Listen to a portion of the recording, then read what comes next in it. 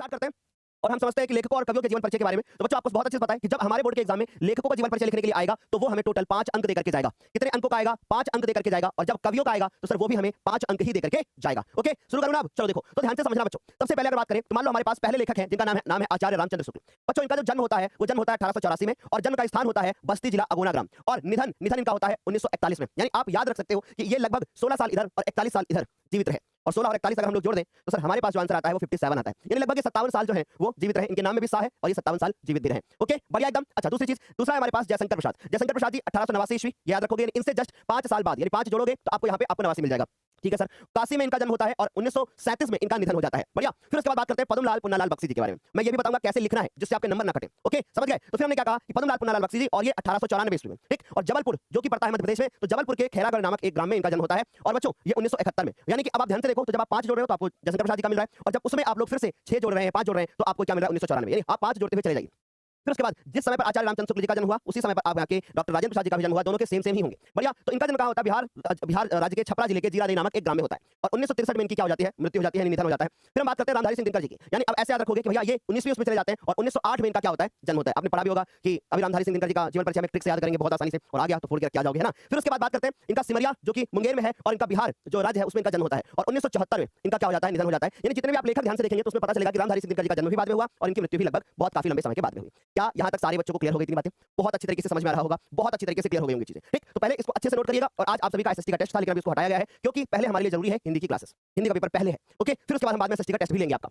मैं अभी आपको एसएसटी के टेस्ट का टाइम भी बता दूंगा कि एसएसटी का टेस्ट कब होगा। ओके, एसएसटी के टेस्ट का टाइम भी बता दूंगा। आज सुबह नोट कर लो, एसएसटी का टेस्ट जो होगा वो अभी आज ही हो जाएगा और आज ही आपका 9 बजे टेस्ट हम ले लेंगे, ठीक है। तो आज हम 9 बजे आपका टेस्ट भी ले लेंगे, आप बिल्कुल भी निश्चिंत रहो। ओके, तो सुबह 9 बजे आप तैयार रहना। इसको 9 को हम 8:30 करवा देते हैं ताकि आप लोग फ्री रहें। तो 8:30 करवा देते हैं, 8:30 बजे आप एसएसटी का टेस्ट दे दीजिएगा। ओके, चलो देखो तो भैया आप कॉपी पे कैसे लिखना है? कॉपी पे लिखने का सबसे बेस्ट तरीका यही होता है। आपको सबसे पहले एक साइड में ऐसे बॉक्स बनाना होगा जिसमें आपको क्या लिखना होगा? नाम लिखना होगा लेखक का, उसके जन्म का स्थान, जन्म की तिथि लिखनी होगी, जन्म का उसका स्थान लिखना होगा और उसके बाद पिताजी का नाम लिखना होगा रवि सिंह और उसके बाद शिक्षा लिखनी होगी और निधन लिखना होगा। लेकिन एक चीज बहुत ध्यान से सुन लो बच्चों, जितने बच्चे हमारे साथ लाइव हैं सारे बच्चे बहुत ध्यान से सुन लो। ये जो आप बॉक्स बनाओगे इसको बीच में नहीं बनाओगे, इसको आप साइड में ही बनाओगे जैसे साइड में बना हुआ है। सर कॉपी हमारी लंबी होगी तो लिखना तो बेटा ऐसे ही है ना, लिखना तो ऐसे ही है ना। तो यानी कि साइड में बॉक्स बनाओगे, यहाँ पे आप जिस भी लेखक का जिसका भी जीवन परिचय लिख रहे हैं उसको यहाँ पर आप ऐसे बॉक्स बना करके लिख दोगे और फिर उसके बाद लिखते हुए आओगे इस तरीके से और पैसेज को समाप्त करोगे, फिर अगला पैसेज शुरू करोगे और ऐसे लिखते हुए चले जाओगे।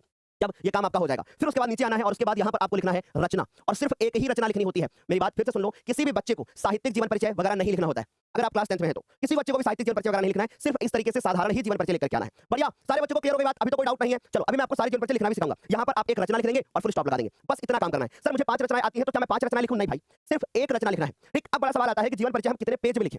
तो भाई मैं आपको फिर बता देना चाहता हूं, जीवन परिचय ओनली आपको एक पेज में ही लिखना है। आप दूसरे पेज में क्यों जाएंगे? आपका एक ही पेज में काम हो जाएगा। बढ़िया, सारे बच्चों को इतनी बातें बढ़िया अच्छे से क्लियर हो गई तो ये बात नोट कर लीजिएगा। अब हम बात करते हैं कि भैया जैसे हमारे जीवन परिचय होंगे तो इनमें से कौन-कौन से हमें तैयार करने हैं, कौन-कौन से हमें अच्छे से तैयार करने हैं। और भाई याद रखना, मैं क्लास में ही आप सभी को सारे जीवन परिचय याद करा दूंगा। आज क्लास में ही सारे जीवन परिचय याद हो जाएंगे। आप मेरे साथ में इस क्लास में बने रहेंगे तो आपको सारे जीवन परिचय मैं क्लास में ही याद करा दूंगा, एकदम हंसी मजाक के साथ में। ऐसा लगेगा अरे भाई ये तो सर जीवन परिचय हमारा ही बता रहे हैं, ठीक है, बहुत मजा आएगा। तो सबसे पहले बात करते हैं आचार्य रामचंद्र शुक्ल जी के बारे में। तो इनका जन्म होता है कब? 1884 में। कब होता है? 1884 में बात होता है, जन्म होता है किसका? आचार्य रामचंद्र शुक्ल जी का। बढ़िया, इतनी बात सारे बच्चों को समझ आ गई। फिर उसके बाद जब 1884 में इनका जन्म होता है, कहां होता है? बस्ती जिले के, जो कि यूपी में है, बस्ती जिले के अगुना नामक ग्राम में इनका जन्म होता है। फिर सर इनके पापा का नाम क्या होता है? चंद्रबली शुक्ल होता है। अच्छा, राम जी ने किसका वध किया था बताइए? किसको तीर से मारा था? किसको मारा था? बाली को ना, बाली को मारा था ना। बस वैसे याद रखोगे कि रामचंद्र से याद रखोगे चंद्रबली, बस याद रहेगा। अब तो नहीं बोलोगे। और इनके नाम में भी चंद्र है, इनके नाम में भी चंद्र है, तो सर चंद्रबली आपका क्लियर हो गया यहाँ तक। फिर उसके बाद बात करें तो सर शिक्षा इन्होंने एफए और जो कि इंटरमीडिएट कहलाती थी उस समय पर। बढ़िया, ये बात सारे बच्चों को क्लियर हो गया। बढ़िया, अच्छे से समझ आया। फिर उसके बाद जो कि 100% आपको बोर्ड के एग्जाम में मिलेगा। अगर केवल वो वाला ही तैयार कर लिया जाए तो आपका बोर्ड के एग्जाम में पूरा नंबर आएगा, तो इस बात को भी ध्यान रखना बेटा, ठीक। और दूसरी चीज बता देता हूं कि आप जब 18 फरवरी को पेपर देने के लिए जाओगे तो 18 फरवरी को सुबह आपको 3 बजे इसी वाली चैनल पर आपको लाइव आना है, क्योंकि 18 फरवरी को सुबह 3 बजे हम लोग कर रहे होंगे एक बहुत ही बेहतरीन सा सेशन जहां से आपके बहुत सारे सवाल डायरेक्ट बोर्ड के एग्जाम में आ रहे होंगे। समझ में आ रही बात? चलो भाई, तो यहां तक सारे बच्चों को क्लियर। इनका निधन कब होता है? 1941 में होता है बेटा। मजा आ गई? चलो अब मेरी बात बहुत ध्यान से समझना। ये हिंदी भाषा के उच्च कोटि के क्या थे? एक साहित्यकार है और इनका नाम क्या है? आचार्य रामचंद्र शुक्ल। और ये साथ में निबंधकार भी हैं। और जब भी आप किसी का भी निबंध लिख रहे होंगे तो कृपया इस बात का विशेष ध्यान रखिएगा कि निबंध लिखते समय पहले आप ये देखिए कि वो क्या है, निबंधकार हैं या समालोचक हैं, ये जो भी कुछ है, तो आप उनके आगे लिख देना हिंदी भाषा के उच्च कोटि के साहित्यकार या निबंधकार। तो थोड़ी सी बड़ाई करना बहुत जरूरी होता है, इससे टीचर को लगता है कि अच्छा बच्चे को नॉलेज तो है। बढ़िया, सारे बच्चों को समझ में आ गया। चलो फिर क्या है हमारे पास? गुलाब राय जी कहते हैं, बाबू गुलाब राय जी के अनुसार, बाबूजी गुलाब राय जी कहते हैं कि उपन्यास साहित्य में जो स्थान मुंशी प्रेमचंद जी का है, जो स्थान मुंशी प्रेमचंद जी का है, वही स्थान निबंध में आचार्य रामचंद्र शुक्ल का है, यानी कि ये एक प्रसिद्ध निबंधकार भी हैं, इन्होंने बहुत सारे निबंध भी लिखे हैं। बढ़िया, क्लियर हो गई तेरी बात। आचार्य रामचंद्र शुक्ल जी का जन्म कब होता है? 1884 में। कहां पर? बस्ती जिले के अगोना नामक ग्राम में। मैं ये लिखित दे सकता हूं बच्चों, सेम टू सेम ऐसे ही आप लिख करके आओगे। 100% बोर्ड के एग्जाम में ये वाला सवाल बनने तो वाला है, ठीक है, 100% ये बनेगा ही बनेगा। ऐसा आज तक हुआ ही नहीं है कि कभी इनका जन्म जीवन परिचय पूछा ही ना गया हो। बनेगा बनेगा बच्चों, ठीक। अच्छा, इनके पापा का नाम क्या था भैया? इनके पापा का नाम था चंद्रबली। नाम में ही इनके चंद्र छुपा हुआ है, रामचंद्र, तो इनमें भी चंद्र छुपा हुआ है, और रामचंद्र जी ने बाली का वध किया था, इसलिए चंद्रबली हो गया, ठीक। अच्छा ठीक है सर, इंटरमीडिएट में आते ही इनकी पढ़ाई छूट गई। अच्छा, यानी इंटरमीडिएट में जैसे एडमिशन लिया इनकी पढ़ाई छूट गई। फिर क्या हुआ? फिर ये सरकारी नौकरी करने लगे। सोचो बेटा, उस समय पे कितना बढ़िया टाइम था कि इंटरमीडिएट में पढ़ाई छूट जाने के बावजूद भी सरकारी मिल जाती थी, और इस समय पर ना बाबा ना, अब तो मिलती नहीं है, ठीक, समझ गए। तो सर सरकारी नौकरी करने लगे, किंतु स्वाभिमान के कारण यह नौकरी छोड़कर मिर्जापुर के मिशन स्कूल में चित्रकला अध्यापक हो गए। सर स्वाभिमान के कारण, यानी इनको ये नौकरी पसंद ही नहीं थी, फिर इन्होंने छोड़ दी और छोड़ करके ये चित्रकला अध्यापक हो गए, यानी आर्ट जो है वो पढ़ाने लगे। आर्ट इनकी अच्छी रही होगी। फिर क्या होता है? स्क्रीनशॉट ले लिया आपने? स्क्रीनशॉट ले लिया, एक बार फटाफट से बताओ। क्लियर, स्क्रीनशॉट हो गया? चलो देखो, हिंदी, अंग्रेजी, संस्कृत, बांग्ला, उर्दू, फारसी, इन इतनी भाषाओं का ज्ञान इनको स्वाध्याय से हुआ, यानी स्वयं से पढ़ करके। इसलिए मैं बोलता हूं सेल्फ स्टडी बहुत जरूरी होती है। अच्छा, बाद में ये काशी नागरिक प्रचारणी सभा से जुड़ करके शब्द सागर के सहायक और संपादन का कार्य भी इन्होंने संभाला, और उसके बाद इनको हिंदी विभागाध्यक्ष का पद भी मिल गया। कहां पर? काशी विश्वविद्यालय में। और काशी कहां है? सारे बच्चे जानते हो किस कहां की बात हो रही है? बनारस की बात हो रही है ना। बढ़िया, क्लियर हो गया। अच्छा, शुक्ल जी ने लेखन का शुभारंभ किससे किया? कविता से किया, यानी सबसे पहले इन्होंने कविताएं लिखी, ठीक। नाटक लेखन की ओर भी इनकी रुचि रही, परंतु इनकी बुद्धि जो थी वो प्रखर थी, तो इनको आगे लेकर के चली गई निबंध लेखन की तरफ और आलोचना की ओर ये चले गए। निबंध लेखन और आलोचना के क्षेत्र में इनका स्थान सर्वोपरि माना जाता है। ये वाला सवाल आपका बोर्ड के एग्जाम में एमसीक्यू कंफर्म यहां से बन सकता है कि निबंध लेखन और आलोचना के क्षेत्र में किसको सर्वोपरि स्थान दिया गया? तो भैया यहां से एक एमसीक्यू भी बन सकता है, किसको? आचार्य रामचंद्र शुक्ल जी को दिया गया। जितना एक्सपीरियंस बच्चों है हम लोगों को 11-12 सालों से लगातार बच्चों को पढ़ाने का, वो सब कुछ मैं आप सभी के सामने रख करके जाऊंगा, बिल्कुल रख करके जाऊंगा। आप जरा सा भी घबराओ मत, जब तक हम लोग आपके साथ हैं आपको कोई भी नहीं हरा सकता। बहुत अच्छा स्कोर करोगे, और पूरा हिंदी का पेपर एक एक सवाल आपको इसी चैनल से देखने को मिलेगा, ये हमारा वादा है। और बेटा शुक्र मनाओ कि पहला पेपर हिंदी का है, कहीं पहला पेपर गणित का होता मैं तुम्हें एक एक सवाल करा देता, लेकिन फिर भी टेंशन मत लो, एक दिन का गैप हो या 2 दिन का बोल के रख देंगे हम, चाहे कोई भी पेपर हो हमारे पास, ठीक, समझ गए। अच्छा, आज तक बना हुआ है। जीवन के अंतिम समय पर साहित्य साधना करने वाले शुक्ल जी का जो निधन होता है वो 1941 में हो जाता है, यानी 1884 में इनका जन्म होता है, 1941 में इनकी मृत्यु हो जाती है। लगभग ये 57 साल जो है वो जीवित रहते हैं, ये बात नोट कर लेना। ओके, अब इनकी एक रचना याद रखोगे जो कि क्या है? चिंतामणि। इनको चिंता बहुत होती थी, तो सर चिंतामणि ये इनकी क्या हो जाती है? एक रचना हो जाती है। बढ़िया, एकदम सारे बच्चों को समझ में आ गया? एक बार फटाफट से बता दो। क्लियर सारे बच्चों को? बहुत बढ़िया। है ना सर, अब तो कॉपी अलग डिजाइन में आएगी, तो कैसे लिखेंगे जीवन परिचय? बेटा मैंने बताया तो जीवन परिचय कैसे लिखेंगे, इसी तरीके से लिखेंगे जैसे मैंने आपको पीछे बताया है, इसी तरीके से जीवन परिचय आपको लिख के आना है बोर्ड के एग्जाम। सर कॉपी अलग डिजाइन की होगी बेटा, सीधी ही तो ऐसे होगी, ऐसे ही तो सीधी होगी, ऐसे हमने बोर्ड में बस लगा रखा है बस, है ना, बस आप इसको सीधी ऐसे ही मान करके करके आओ, ठीक। तो सर आचार्य रामचंद्र शुक्ल जी का जीवन परिचय हमने देख लिया है। अगला जीवन परिचय आता है हमारे पास जयशंकर प्रसाद जी। इनके नाम में शंकर छुपा हुआ है, अभी देखना इनके काम भी शंकर जैसे होंगे। तो सर जयशंकर प्रसाद जी अगर बात करें तो सर इनका जन्म 1889 में होता है, यानी जस्ट हमारे 5 साल बाद, यानी रामचंद्र जी का जन्म पहले हुआ और जयशंकर जी का बाद में हुआ, 5 साल बाद हुआ, ठीक। अच्छा सर, इनका जन्म स्थान कहां होता है? काशी, यानी काशी में इनका जन्म होता है, जहां पे रामचंद्र जी ने अपना सारा स्वाध्याय और सारी बाकी चीजें करी, वहीं पे इनका जन्म भी होता है। अच्छा, इनके पिता का नाम क्या था? देवी प्रसाद। भैया देखो, उधर रामचंद्र थे और चंद्रबली थे, इधर जयशंकर है और देवी है। समझ में आ रही बात? जयशंकर है और देवी है, तो ऐसे भूलोगे नहीं आप लोग, है ना। शंकर से देवी याद रहेगा, भूलोगे तो नहीं ना। बढ़िया। सर क्या हमको बोर्ड एग्जाम में साहित्यिक परिचय, भाषा शैली लिखना होता है? नहीं लिखना होता है बेटा, आपको जीवन परिचय ऐसे लिखना होगा साधारण तरीके से। आप कक्षा 10 के बच्चे हो, कक्षा 12 के नहीं, ठीक, समझ गए बात को? क्लियर इतनी बात? अच्छा, इनको अंग्रेजी, फारसी, उर्दू, हिंदी, संस्कृत का स्वाध्याय भी इन्होंने किया। बच्चों किसी के जीवन परिचय में अगर भाषा लिखने को आती है, शिक्षा लिखने को आती है, भाई जो ये जो लेखक होते हैं ना, इनको सारी भाषाओं का ज्ञान होता है। तुम 3-4 भाषा दिलो दिमाग में एकदम सेट कर लो, अंग्रेजी, फारसी, उर्दू, ठीक। और स्वाध्याय का मतलब स्वयं से अध्ययन, जैसा मैंने बताया आपको। तो बस आप 4-5 भाषा लिख लो कि भैया इनको अंग्रेजी आती थी, फारसी आती थी, उर्दू आती थी, हिंदी आती थी, संस्कृत आती थी, ये बस रट के बैठ जाओ, अंग्रेजी, उर्दू, उर्दू, फारसी, बस आप लिख के चले आना। वहां कोई नहीं देखेगा कि ये किसको आ रही थी, कौन सी भाषा किसको नहीं आ रही थी। बस ये 4-5 भाषाएं नोट करके रख लो, फोड़ के आओगे बच्चों, है ना। तो यहाँ तक सभी को समझ आ गया। निधन कब होता है? 1937। और मेरे बच्चे पहले से लिख रहे हैं कि 1937। बेटा आप पहले कमेंट सेक्शन में लिखो, पहले लिखो कमेंट सेक्शन में, ठीक। आगे बात समझे तो मुझे पता चलेगा हाँ जी भाई आपको तैयार है, और बस आपको ये लिखना है 4-5 बातें, फिर आपको लिखना है। देखो, जयशंकर प्रसाद जी बहुमुखी प्रतिभा के धनी साहित्यकार थे। इनका जन्म कब होता है? 1889 में होता है, और काशी के सुंघनी साहू नामक एक परिवार में होता है। और ये परिवार कैसा था? एक वैश्य परिवार था। समझ में आ रही बात? इनके यहाँ पर तंबाकू का व्यापार होता है। अच्छा, अगर आप गांव से जुड़े हो तो आपको बहुत अच्छे से पता है तंबाकू का सेवन होता है सुंघनी साहू परिवार में, तंबाकू सूंघी जाती है। समझ गए? तो सर ऐसे याद करने का तरीका भी हो गया कि सुंघनी साहू परिवार में इनका जन्म होता है, और इनके यहाँ पे तंबाकू का एक व्यापार हुआ करता था। इनके घर में तंबाकू जो है बनती थी और उसके बाद उसको बेची भी जाती थी। अच्छा, इनके पिता का नाम था देवी प्रसाद और इनके पितामह का नाम था शिवरत्न साहू। सारे के सारे शिवभक्त थे, सारे के सारे शिवभक्त थे, इसलिए इनका नाम जयशंकर पड़ गया। समझ गए? तो भैया अच्छे से क्लियर हो गई बात। उनके पिता भी अत्यधिक उदार और साहित्य प्रेमी थे, यानी बड़े प्यारे नेचर के उनके पिताजी थे। फिर उसके बाद बचपन जी का जो प्रसाद जी का जो बचपन है वो बहुत ज्यादा सुखमय था, क्योंकि इनके घर में व्यापार हुआ करता था। किसका व्यापार हुआ करता था? तंबाकू का व्यापार हुआ करता था। लेकिन बाल्यकाल में उन्होंने अपनी माता जी के साथ धारा क्षेत्र और ओंकारेश्वर, पुष्कर, उज्जैन, ब्रज आदि तीर्थ यात्राएं भी करी। यानी अगर मैं कुल मिलाकर के छोटी बातों को समझूं तो मैं ये देख पा रहा हूं कि भैया ये जयशंकर प्रसाद जी का जन्म होता है 1889 में, इनका निधन होता है 1937 में। क्लास में तुमको याद करा दूंगा, छोटी छोटी चीज, एक छोटी छोटी चीज तुम्हें क्लास में याद करा दूंगा। इनके पिताजी का नाम था देवी प्रसाद। नाम में इनके जयशंकर है, इनके पिताजी का नाम है देवी प्रसाद है। इनका जन्म 1889 में होता है, मृत्यु 1837 में होती है। और इनके पितामह का नाम था शिवरत्न शाहू। इनके घर में तंबाकू का व्यापार हुआ करता था। आप सभी को पता है कि शंकर जी नशीले पदार्थ का सेवन करते हैं, तो इनके घर में तंबाकू बनती थी। समझ आ रही बात? तंबाकू बनती थी इनके घर में। तो जब तंबाकू बनती थी, ये बचपन इनका बहुत सुखमय बीता। ये अपनी मम्मी के साथ यानी माता जी के साथ ओंकारेश्वर और इसी तरीके से बहुत सारी इन्होंने तीर्थ यात्राएं करी। लेकिन अब इनकी जिंदगी में आता है बड़ा मोड़। अब इनकी जिंदगी में आता है बड़ा मोड़, और जब बड़ा मोड़ आता है, इनकी माता जी का निधन हो जाता है। ठीक, आ रही मेरी बात समझे? इनकी माता जी का क्या हो जाता है? निधन हो जाता है। जैसे ही इनकी माता जी का निधन हुआ, अब देखिएगा परिवार का एक एक सदस्य सब समाप्त हो जाएगा। इनके पिताजी का निधन होगा, इनके भाई का निधन हो जाएगा, सबका निधन हो जाएगा। अभी देखना कैसे। भैया बचपन से इनको बहुत ज्यादा लगाव था, और किसमें लगाव था? साहित्य के प्रति, यानी किताबें वगैरह पढ़ा करते थे, और साहित्यिक पुस्तकें पढ़ा करते थे, यानी हिंदी वगैरह की पुस्तकें पढ़ा करते थे और रचना किया करते थे।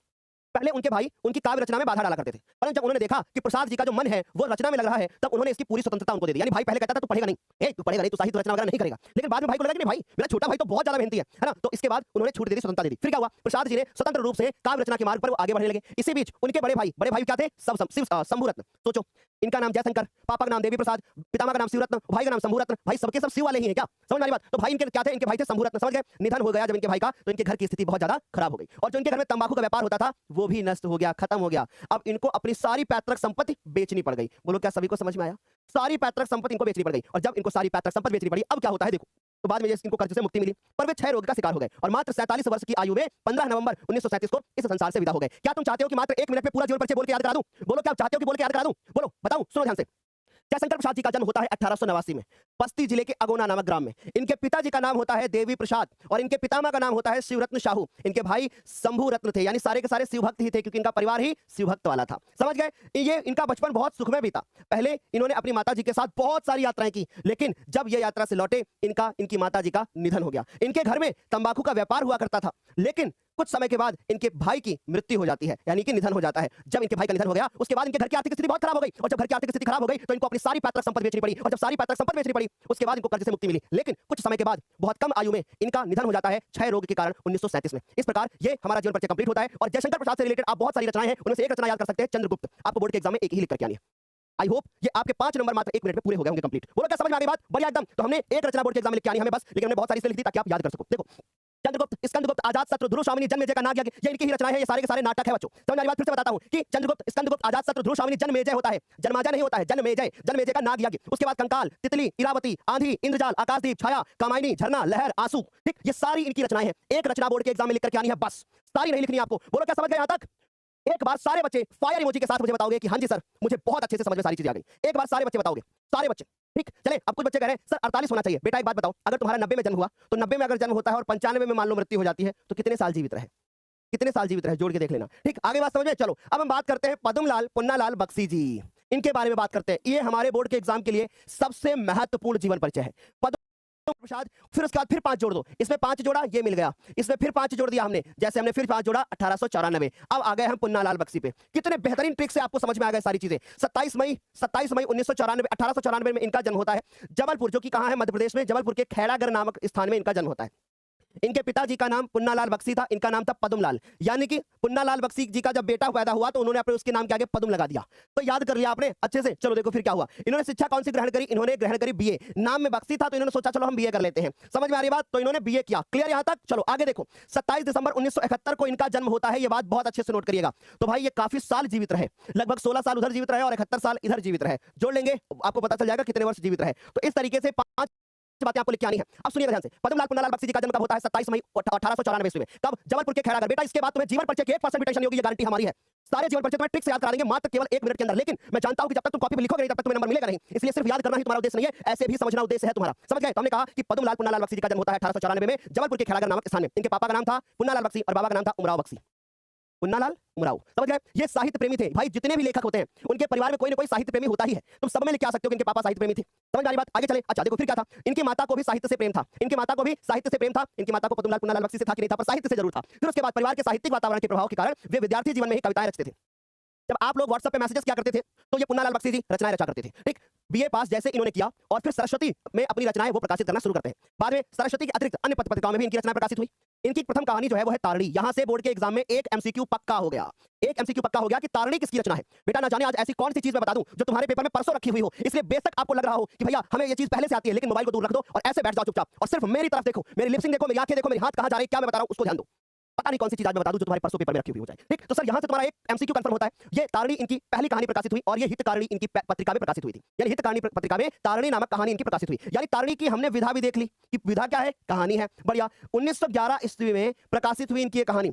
बख्शी जी की प्रसिद्धि का मुख्य आधार आलोचना और निबंध लेखन था। यानी निबंध और आलोचना लिखते थे, जैसे हमारे रामचंद्र शुक्ल जी लिखते थे। साहित्य का महान साधक 1971 को परलोकवासी हो गया। कभी-कभी बच्चे क्या लिख देते हैं, मृत्यु। बेटा मृत्यु लिखना थोड़ा सा अजीब होता है, मृत्यु नहीं लिखा जाता है। आप या तो निधन लिखिए या लिखिए परलोकवासी हो गया। इस तरीके की चीजें आप लिख कर क्या हो। बोलो क्या सारे बच्चों को क्लियर? बहुत अच्छे से, बहुत अच्छी बात है। बढ़िया से क्लियर हो गया। अब उसके बाद बख्शी जी के बारे में कुछ बातें और लिखनी है, वो हमें अच्छे से पता होनी चाहिए। बख्शी जी, अब चाहो तो इसको ना भी लिखो, कोई भी दिक्कत नहीं है। ठीक, तो मैं इसको यहाँ से हटा ही देता हूँ ताकि आपको ज्यादा बड़ा लगे ही ना। समझ गए? हटा देता हूँ। इनकी रचनाएं जैसे प्रबंध पारिजात, पंचपात्र, पद्मा भवन, है ना, या पद्म भवन, फिर मकरंद बिंदु, याद रखोगे। कुछ बिखरे पन्ने, मेरा देश, ये इनके निबंध है। झलमला, जो कि बहुत इंपॉर्टेंट है, इस साल तुम्हें बोर्ड के एग्जाम 2026 में देखने को मिल सकती है। समझ गए? तो सर 2026 में देखने को मिल सकती है। झलमला आप अच्छे से तैयार कर लेना। और उसके बाद समस्या और समाधान, ये हमारी 2026 में देखने को मिल सकती है।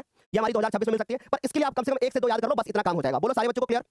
बढ़िया। सर हमें कितने पेज का लिख के आना है? सिर्फ 1 पेज का लिख के आना है। अगर हम इतना तैयार करेंगे तो इतना तैयार होगा, फिर हम इतना लिख करके आएंगे। इसलिए आप अच्छे से 1 पेज का कम से कम जीवन परिचय पूरा लिख करके आना, जिसमें क्या-क्या इंक्लूड होना चाहिए, जिसके अंदर इंक्लूड होना चाहिए उनका नाम, जिसके अंदर इंक्लूड होना चाहिए उनका जन्म और जन्म की तिथि, फिर उसके बाद जन्म का स्थान इंक्लूड होना चाहिए, फिर उसके बाद इंक्लूड होना चाहिए पापा का नाम, और फिर इंक्लूड होना चाहिए शिक्षा और इंक्लूड होना चाहिए निधन। इतनी बातें आप